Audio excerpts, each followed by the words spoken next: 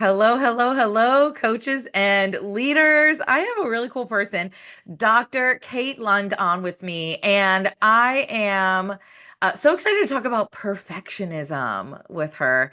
We're going to talk about resilience also. I know it's going to be kind of woven into it, and she's an expert in resilience. So before we jump in, I wanted to welcome you to the show, Kate. I'm so excited you're here. Wonderful. Well, thank you so much for having me. I'm excited to be here. Yeah. So, I'd love you to share with everyone, what do you do in the world? How do you help folks? Sure. Awesome. So I'm a clinical psychologist and I work with folks, sort of across domains, work with a lot of parents, a lot of educators, a lot of younger athletes who are all trying to kind of optimize, maximize their performance and themselves out there in the world in whatever domain they're working in. I love it. And so we're going to talk about perfectionism. This is something that I've been wanting to talk about for a while because in my work in schools, working with coaches and leaders, we as coaches and leaders, it is so common for folks to deal with perfectionism and to work with teachers that are dealing with perfectionism, and it really gets in the way of our sense of resilience, right? And satisfaction and effectiveness, right? Absolutely. Yeah, because when we're kind of focused on perfectionism, being perfect, it can really bog us down. It can Yeah. take away from what it is we truly have to offer. Mhm. So I wanted to just back up for a second. Do you have a kind of a working definition, or even how would you describe perfectionism? I would describe it, and the way I see it in my clients Hmm. is that there's a sense of it's never good enough, it's Hmm. never done. And there's also that component of looking around at other people and comparing. Are my results matching their results? And uh-oh, they're not. I need to be better. And this sense of never stopping. It's never good enough. Yeah. And something I find when I'm working with folks is feedback for someone with perfectionism.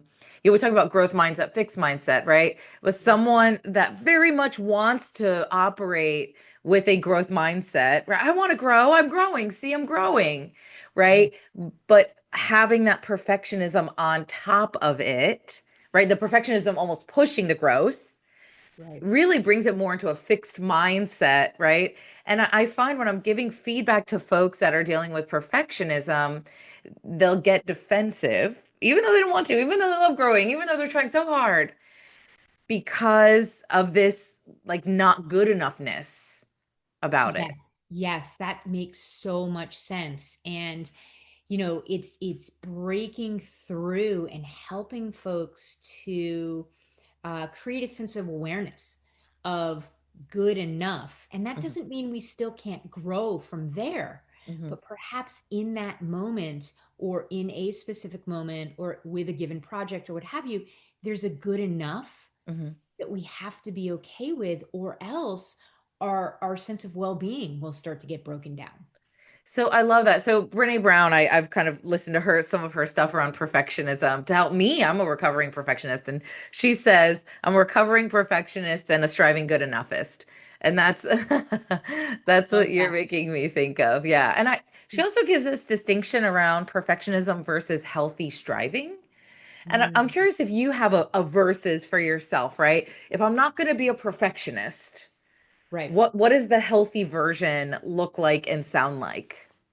Yeah, that is such a great question. And so, yeah, it's that sense of yes, we want to grow, we want to get better, of course we do, but there's a point where it's important to recognize where we've pushed hard enough and far enough, whether it be in a given moment on a given project or whatever it might be. There's that, have we done all that we can do in this instance? And if we can say, yeah, we've given it our best, we should stop there Mhm. and move on, to the next thing or what have you, and really try to create a sense of satisfaction from the inside out. And that's where the shift needs to come, right? To be Mhm. satisfied from the inside out that we've given our best, we've done our best on this thing, whatever it is. Mhm, And sure, we can grow from here, but we don't want to impact our well-being by pushing too hard. And then there's a point of diminishing return, right? mhm, mhm, You can push too hard, mhm, and then that sort of sweet spot will be lost. mhm. So I Yeah. think that's an important piece as well. And it makes me think of like perfect. I've never kind of thought about it this way, but it makes me think of like perfectionism as a way that we look, like a lens that we look through, right? Mhm. So I can work hard and I can be great at my job from a perfectionistic lens or a healthy striving lens. And what I'm kind of seeing as you're talking is when I'm operating to be good enough because I actually don't, I'm trying to prove to you that I am good enough, right? And I Mhm. think about, for me, perfectionism sounds like, am I doing it right? Am I doing it right now? Am I doing it right? Right? Mhm. There's a lot of like, am I doing it right? And I like, if I'm thinking from that lens and I get feedback to grow, Yeah. it feels like someone saying to me, you're not doing it right. So Yeah. I have this like it can be dysregulating if I'm coming from the perfectionistic lens. Like, so it's interesting, So first, if I'm coming from healthy striving, and I'm like, oh, I embrace like I am good enough, right? I am good enough now. I don't have to prove that Yes. I'm good enough. I'm good enough right now, and Yeah. I can be messy in my growth, right? So feedback is just helping me grow. So it's interesting. When you're saying that, it made me think about that. That is such a great point, and I love that. And you're hitting on this key piece here that really the goal is to feel good about ourselves from the inside out and not need necessarily so much of that external validation that you're doing it right. To understand and to believe in yourself from the inside out that, hey, I'm doing the very best I can and I'm bringing my best here, and that's enough. And I think that really fits that healthy striving model. Hmm. And I think that that is the space where folks are really going to be able to optimize their overall sense of well-being, and they're not going to hit that point of diminishing return. Yeah. So I want to talk about how perfectionism impacts resilience. Yeah, and that's a great question too, right? Because, you know, by resilience, I'm really helping folks to develop a resilient mindset, a resilient lifestyle by kind of integrating strategies into their day to day. They're going to help them kind of optimize their well being, right? And so, this perfectionistic thinking piece, where we're tipping over that edge and that diminishing return starts to happen, we're actually impacting our overall sense of well being. We're making it harder for ourselves in the moment to manage through and beyond the challenges that are inevitably going to show up each day. Mhm, Um, and it's if we are stuck in that perfectionistic cycle, we're actually making it harder for ourselves to be resilient in the mhm. moment or in general. I have a question for you. Yeah. Do you deal with perfectionism? That is such a great question. And it's funny because I'm gonna I'll share a little story. I've written a couple books, Uh-huh. and my book that I put out in 2017, my editor was so funny because she said, Kate, I really admire that you get these things out there and you just do it. And she blurts out, you're not a perfectionist, and that's great. And so it's really funny. I had to laugh because I didn't really know how to take that. I was like, well, is she saying that I didn't Yeah. put enough into my book, that I didn't Mhm. like check all the Yeah. boxes and make sure it was really funny, and I had to laugh. And I think that there are aspects of me Mhm, where I fall into that perfectionistic bucket, mhm, but my life and experience has really, I think, set a foundation for me to mhm, be more in that it's good enough. I'm mhm, doing my best. mhm. And so I think, can you be in the middle of the road on that Oh, question? I imagine. I'm curious. I imagine perfectionism is much more on a continuum than a Yeah. yes or no Right, right, right. Now how about experience. you? I'm curious. So yeah, so I have dealt with perfectionism and it comes out in different areas, so kind of context dependent. So I deal with it in some areas. In some areas, I am totally okay being messy and failing and embracing the growth. And so I do, it's interesting. I can see almost my reaction to some things in some areas in almost the same thing in a different area is a totally different reaction. And, I'm just thinking about the experience of when I am operating from that perfectionistic lens, right? Needing to prove I'm good enough by being perfect, doing it right. Um, it can be very dysregulating Yeah. to Yes. feel like I'm not getting it right in Mhm. that moment. And I think about that really impacts resilience. Yeah. And something that we saw in schools during the pandemic was we Mhm. started to see really excellent teachers quitting. Yeah. And I Uh-huh. think this is Becca's theory, and it is not based on anyone's research. I think part of it had to do with perfectionism. Very possible, right? Because they were all of a sudden thrown into this new space Yeah, of having to perform and teach at a certain level, and it was hard, and it they was hard felt and like messy. and Yep. messy. Yeah. And it was really hard for folks that were used to knowing the situation, having control, Mhm. right? And knowing how to anticipate things and doing a great job in this situation that they kind of understood the rules that we were playing by and what to do about it. But the moment all that was taken away very quickly, right? And there was really no right way to do it. It was like, Right. we're gonna figure this out together. It's gonna be messy for a while.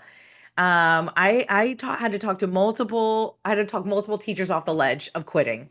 On the phone, I'm like, "Don't quit.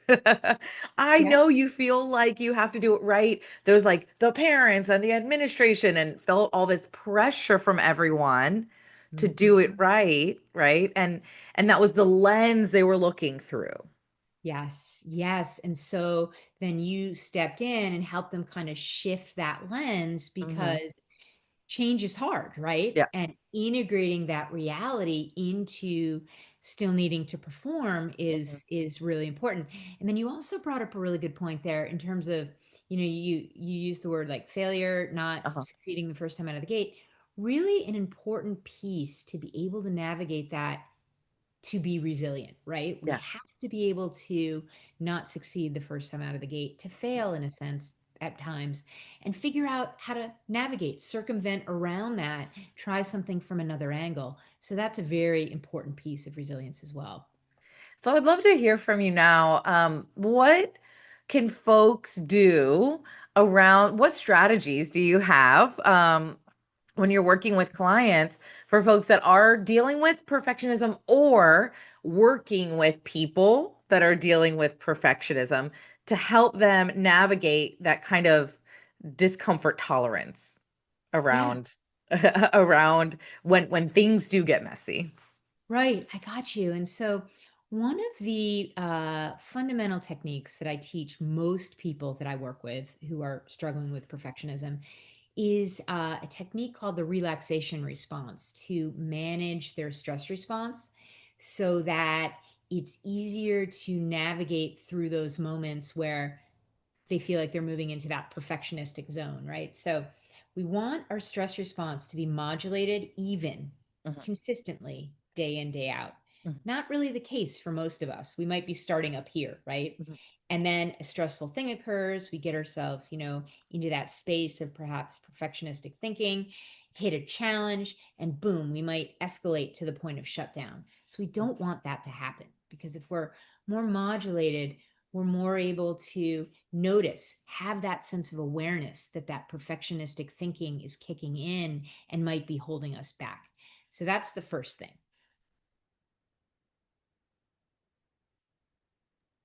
Ooh. Mm. Yes, I love that. Yeah, that's really fantastic. So, do you have like an exercise you help people do? Right. So yeah, so the relaxation response is a really simple technique. This was actually developed by a physician in Boston in the 1970s before mindfulness was a thing, but very, very successful. And anyway, now is used across domains. But what folks do is they come up with a word or a phrase that they find soothing in some way. Mhm. They just breathe. And it's, might slow down the breathing a little bit, but it's really just having that word or that phrase as a placeholder to kind of quiet the clutter in the mind and just become present. And so super duper simple. And have them practice for 5 minutes in the morning, 5 minutes at the end of the day, sort of to bookend the day. And slowly over time, that kind of level stress response, that modulated stress response, becomes more of a baseline. And that's the goal. So it's not a magic button, but practice over time really does help get folks to get to that space. So that's the first thing.